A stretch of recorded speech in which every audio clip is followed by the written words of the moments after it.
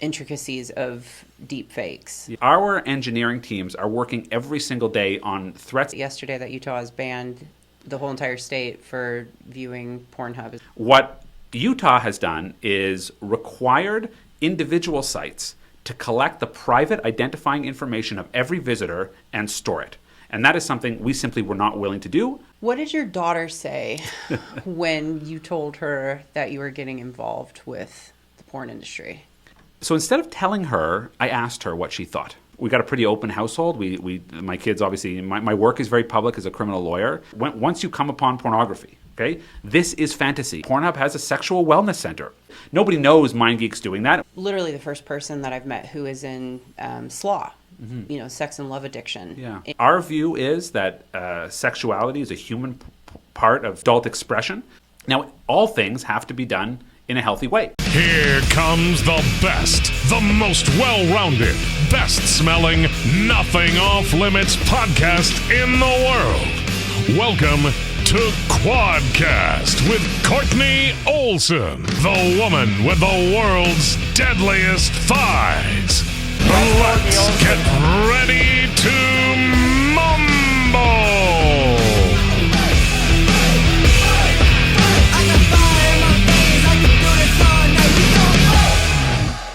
What do you know, or what kind of insight can you give us in terms of, say, I'm no, I wouldn't even put myself at 1% of knowing the intricacies of deep fakes. Yeah. But what do you see as being the most problematic with that moving forward, and how does the current technology that Mind Geek possess battle that?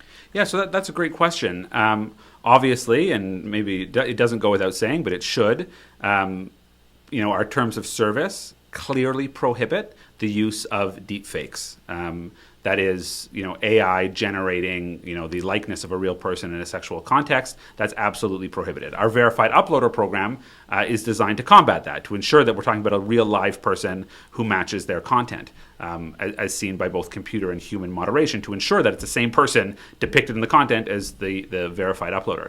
But the emergence of deepfakes is another indication as to why no tech company, Mind Geek included, can rest on their laurels, right? When I see the work that they've done and the technology that they've created, that's today for today's threats. Our engineering teams are working every single day on threats that people aren't even aware of, that we're starting to see emerge around the internet, that our NGO partners and law enforcement partners are telling us about, but that requires technology to evolve. And when I think about why we're doing this, why did Ethical Capital Partners make this acquisition? And one of the things that continues to resonate with me is that if a company like Mind Geek, which is guided by both the technological and the social principles of adapting to these challenges, of making a safe place to share this content, and also to do it responsibly where we're accountable, right? We're in a jurisdiction, we don't run away from litigation, we don't run away from regulators, we engage with them. If a company like that cannot succeed and thrive, then the void will be filled by people who have no rules, right, and operate in jurisdictions that are unregulated, where they're unreachable by court order, unreachable by law enforcement. And what we will see is the traffic who are looking for legal, consensual adult material will have nowhere to find it and will be pushed to, very dark places. So like in Utah, for example. Yeah. Like I only just saw, was it yesterday, that Utah has banned the whole entire state for viewing Pornhub. Is that right? So what's happened is Utah implemented an age verification law for users. Okay. Now, I'll say very clearly, and this is the view of Ethical Capital Partners, and a view I know that Mind Geek shares. We strongly support an age verification solution which both protects children, in other words, it works, and also safeguards user data privacy. What Utah has done is required individual sites to collect the private identifying information of every visitor and store it. And that is something we simply were not willing to do, and therefore we decided to cease operating in Utah until they fix that law. The solution for age verification on the internet is one that combines the interests of both government but also industry and our expertise. It's a simple one. I'll tell you what it is. Okay? It could be, if there was both, I'd call it legislative will and industry will, we could have perfect age verification tomorrow. It goes like this. The answer is device-based age verification. 95% plus of all internet traffic and probably close to 100% of young people use a device or an operating system manufactured by one of three companies: Google, Apple, or Microsoft. All that needs to happen, and they could do this with a software update tomorrow, the type of technology that I talked about for our verified uploaders, you'd be asked tomorrow, would you like this to be an adult device? You say, I would, yes. Hold up your license, scan your face, done, it's confirmed with your information, you now have an adult device. And instead of therefore making it site by site, knowing that sites like Pornhub will always comply with the law, but many will not. So I always say we're not making a wall around adult if you do it the wrong way. You're making a little doorway, and any young person can just walk around it and go somewhere else, right? Yeah. So it's not going to be effective. But if it's done at the device level, right, then it's perfectly effective. And when the young person, they put in their age, and when they turn 18, the age of majority in their jurisdiction, they now have access to the adult internet. And this is not just a porn issue. We're talking about online gambling, mature video games. We're talking about, alcohol or cannabis sales, tobacco, whatever it is. We need an adult gate around the internet. We are long overdue for one. It's not a porn problem.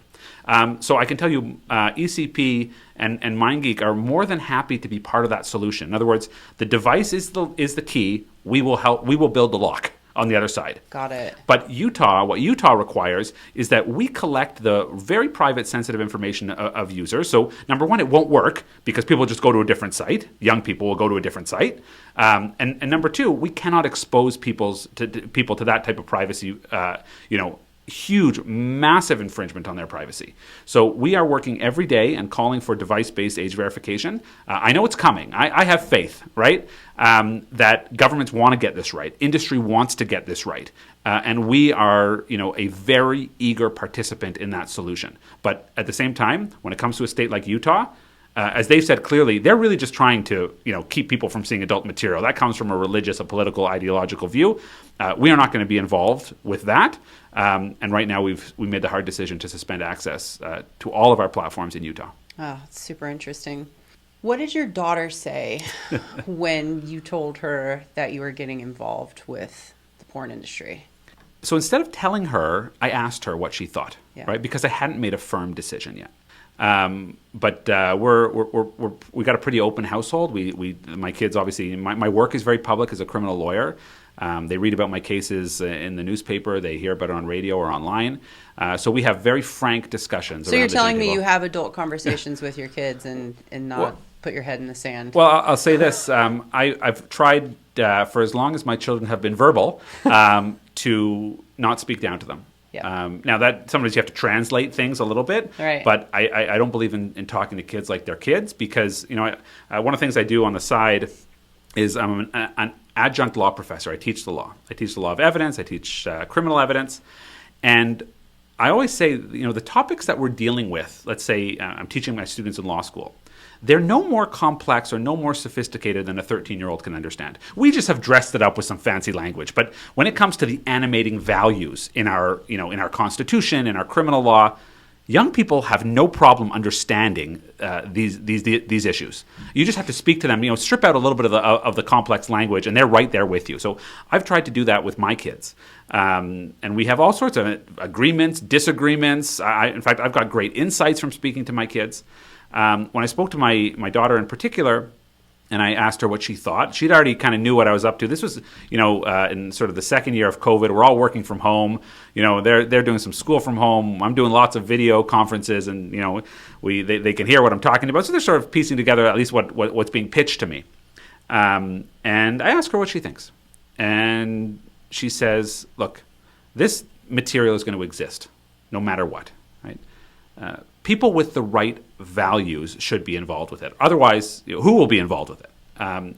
These should be safe spaces, right? And I think that there's an enormous amount of wisdom in that. And it's something that I've carried with me. This notion that what we're trying to do is to create a safe space for adults to engage in sex-positive free expression on the internet.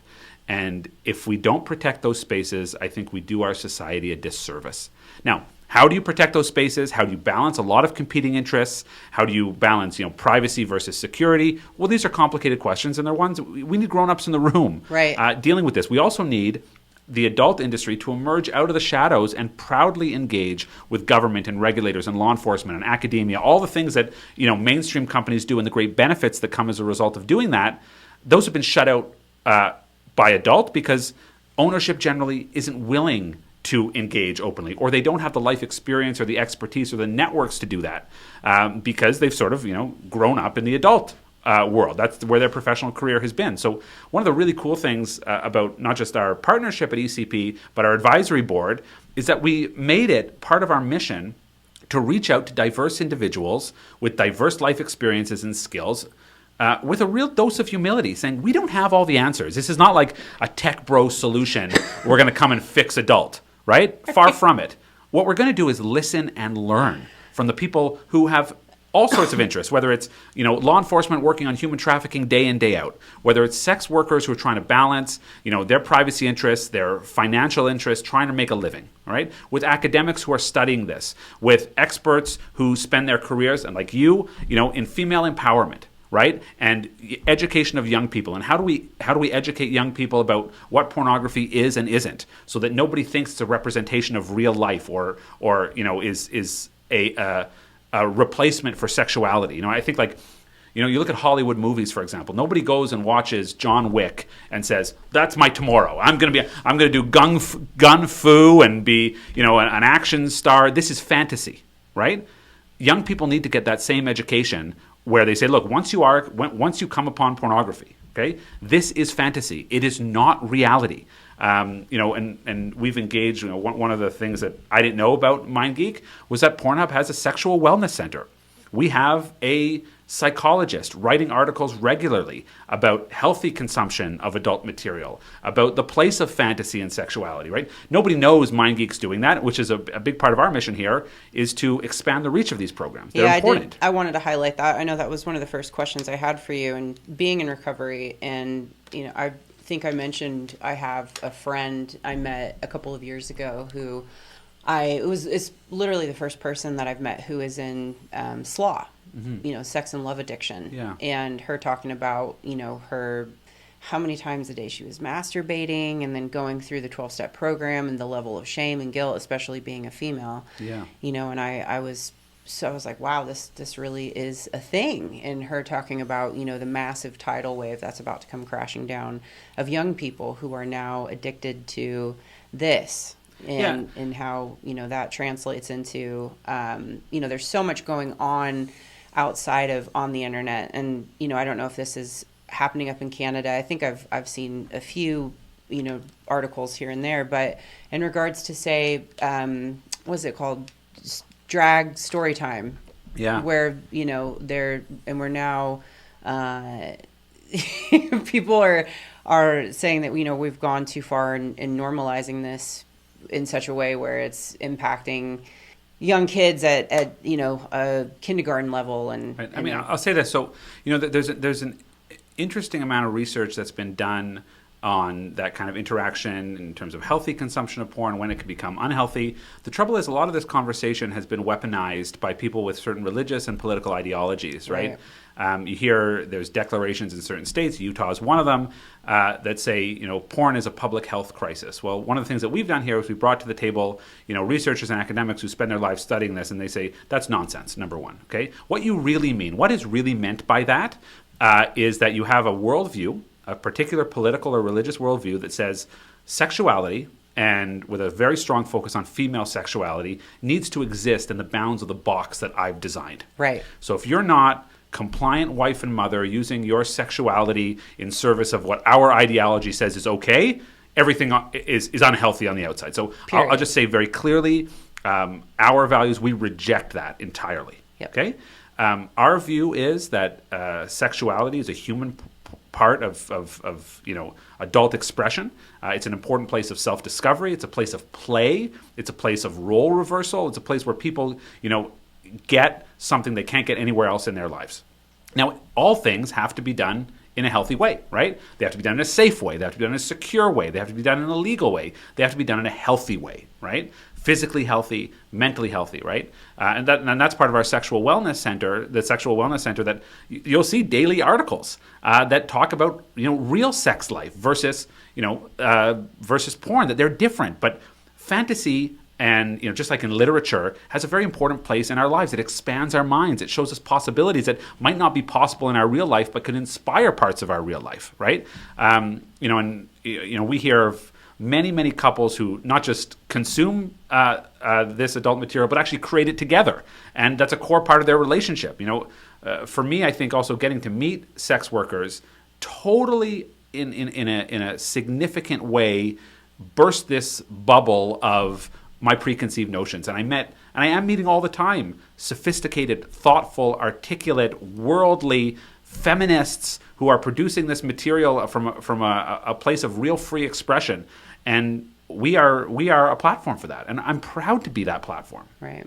I think that makes a huge difference, is being proud about it. So in terms of research and what you have come across, would you say that there is far more supporting research showing where sex work is legal, that there are lower statistics of domestic violence and rape and so forth? So, like that? I mean, there's a wide body of academic research on sex work. And I'll tell you, some broad conclusions. And I'm speaking here as an educated amateur. Okay? Right. We have real academics on our advisory board.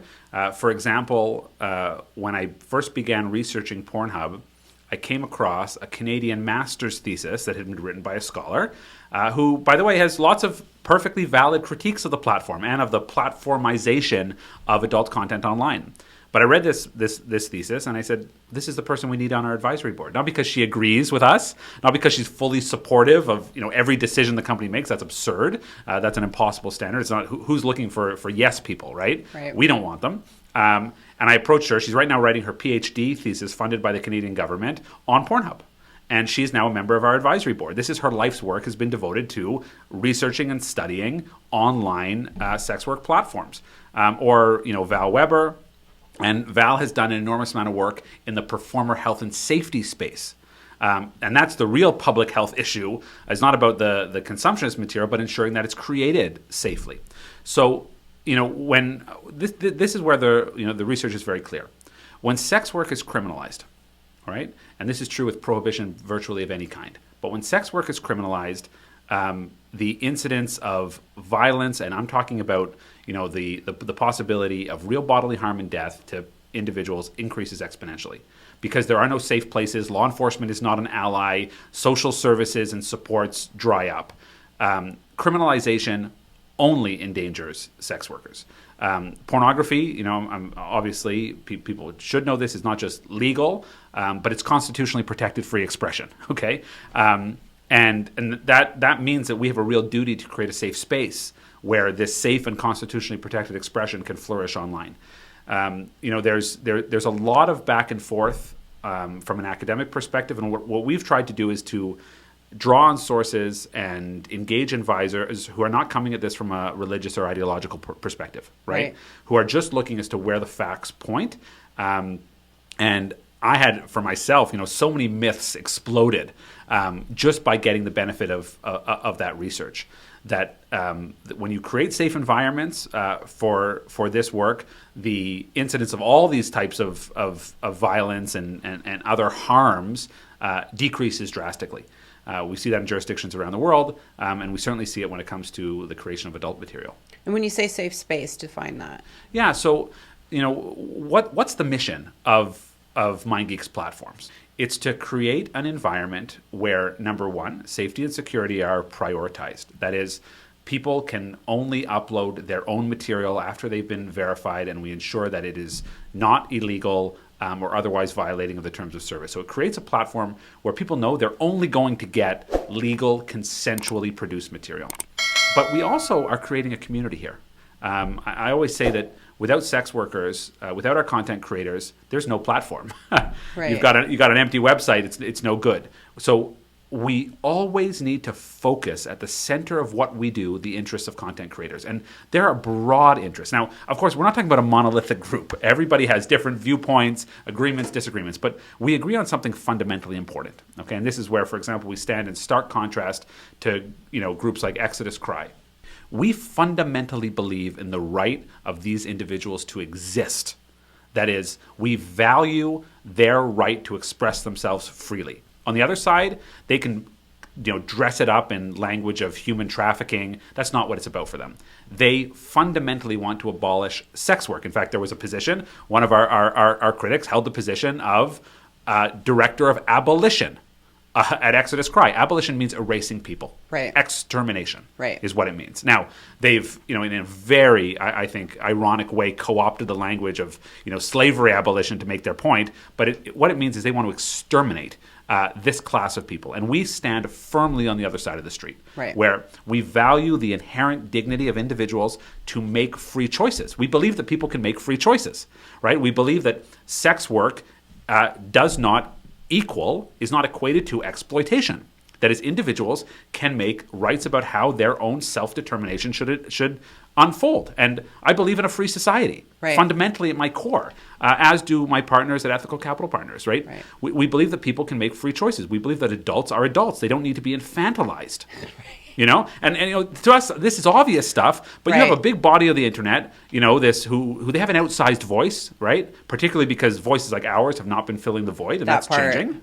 Who say, that this is, equivalent to exploitation. What that does is it takes away agency from individuals who are making free choices about how to use their time and their bodies. Right, because there's so many women who absolutely love what they're doing. Well, let me push back 1 second. Even if they don't love what they're doing, not everybody loves every part about their job, right? This is true. Go to McDonald's and ask the individual. One thing that emerged here, I was talking to one of these critics in the course of my research, and they said, well, these women wouldn't be doing this if they didn't get paid. I'm like, did you just invent the concept of a job? We all have jobs. I don't know how many jobs I've had where I wouldn't go if I didn't get paid. And I wasn't engaging in sex work. So what it does is it comes from this worldview that sexuality is off limits to individual choice. Right? And I reject that worldview. That you can love your job, like your job, some days not love your job. If it's your job and you've chosen to do this, it's a choice that you have made, then I will respect and defend your right to engage in that work. And without exception. That's brilliant. That's brilliant. The way you put that is, it's funny how sometimes it just takes one sentence or one analogy, comparing that to working at McDonald's, it paints a very clear picture. So yeah, and I'll say one other thing. It's interesting when you look at the interests of, let's say, Trafficking Hub here. Right. Okay. When their involvement and their advocacy resulted in Visa and MasterCard restricting Mind Geek from being able to pay out performers on platforms like Model Hub. We have heard from sex worker after sex worker who said, when the platform was being serviced by Visa and MasterCard, I was able to make a living indoors with whether doing webcam shows or making personalized content, whatever it was, and I made a good living. Trafficking Hub swoops in, and they claim to be here to protect quote-unquote victims. And what did they do? By shutting off Visa and MasterCard, it didn't harm Mind Geek to the greatest extent. The people that harmed much more than Mind Geek, when you look at the financial splits here, are sex workers who many of us had to then go to hands-on sex work, which everyone will agree is not as safe in many contexts, right? Far more dangerous. So what you've done is you've, in the guise of, being anti-human trafficking, when really all you are is anti-sex expression and anti-sex work, you forced people into far more precarious positions. But of course they don't care, because what they're trying to do is exterminate sex workers and exterminate sex work. So, this narrative is false. And it needs really to be exposed for what it is. And I know, like I said, I know what side of the street I stand on. And it's about giving people, like we said, this safe space to do the work that they have chosen to do. It's a choice. Of course. Yeah. So to wrap up, what would you say ECP's goals are with Mind Geek? Like the top 3 goals over the next 12 months? Yeah. So number 1 is to platform and center the voices of our content creators. At the heart of everything we do. They cannot be lost in the business and the tech and the regulation. They are a population about whom laws are made, but very rarely are the subject of those consultations. So we have a big platform, right? We've got a big voice, but I want to share that platform. And I want to give it, we're right now in our consultations phase and our roundtables phase. We are gathering the thoughts and views of different communities, one of them being the content creator communities. And our goal is to then bring those voices to the forefront. That's number 1. So, and ensure that decisions that we make, whether it's policy or tech, as we continue to improve our platforms, are always done with an eye to that community, the content creator community.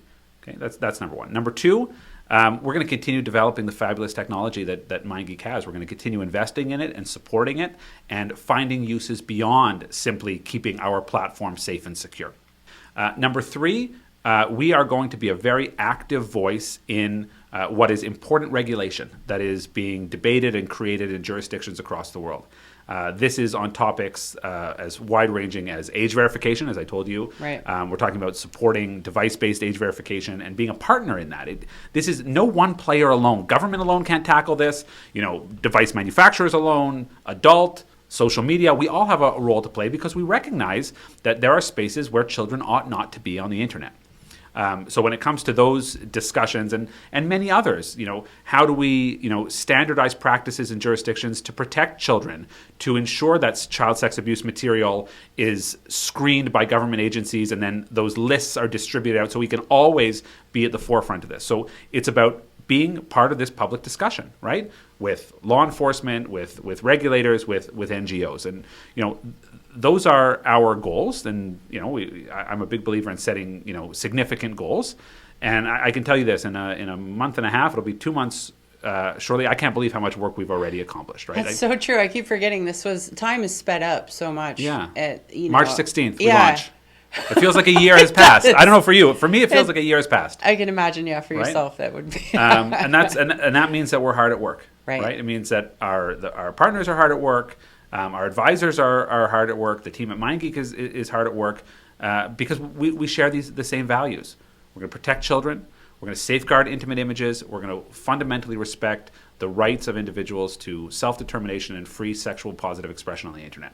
And with that at its core, I think the potential is unlimited for what we can accomplish together. Great. In conclusion, what would be your final message or statement to anybody listening in terms of this topic? Yeah. So it's really about combating misinformation. That there is an enormous amount of false, misleading, just plain wrong information about the adult industry generally and about Mind Geek and Pornhub in particular. Keep an open mind. Yeah. Ask the probing questions. When you are told a statement, when you read a tweet where someone says, "Oh, they're all criminals there," ask yourself, it's weird. They're criminals. They have got a big office in Montreal. They've got offices around the world. Nobody's getting arrested, right? So either it's a massive law enforcement conspiracy or these folks are doing the right thing. Right? And the right thing doesn't mean perfect. No business can be perfect. Threats online emerge and change, and you got to evolve to meet them. But ask the right questions, evaluate the evidence, and my firm belief is you're going to come to this conclusion that Mind Geek is at the center of protecting children, at protecting sex workers, about creating this platform that respects sex-positive free expression. And I hope that we can be a part in that education process as well. Incredible. Well, appreciate you coming on and taking the time to highlight all this stuff. I know it's been quite a whirlwind over the past couple of months and beyond because you've been working on this for, 2 years now? Yeah, exactly. So we'll be excited to see, what happens in the next 6 months and super grateful for your time. My pleasure. I'm so happy to be here.